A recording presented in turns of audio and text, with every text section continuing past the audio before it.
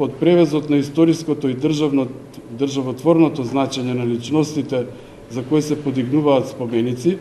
осомничените започнале со реализација на проект познат во јавноста како Скопје 2014,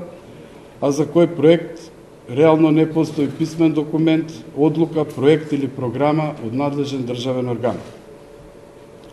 Преку Министерството за култура и трето осомничената се подготвувале и поднесувале иницијативи за изградба на споменици под изговор дека се работи за спомен обележја од локално значење за жителите на општина Центар.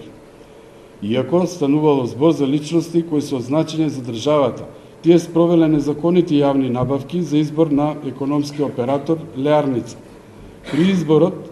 прифатиле понуди со нереални цени од економски оператор кој самостојно не ги исполнувал условите, ниту имал комплетни понуди, а ги отфрлале сите останати понуди.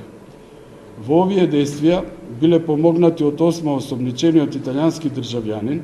кој им ги ставил на располагање неговите правни лица,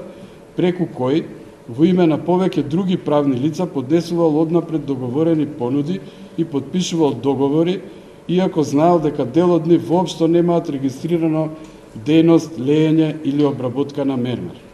Подоцна, изработката на предметните споменици со поддоговори ја пренесувал на сосема други леарници, но за далеку пониски цени, а лажно прикажувал дека изработката е од неговите правни лица.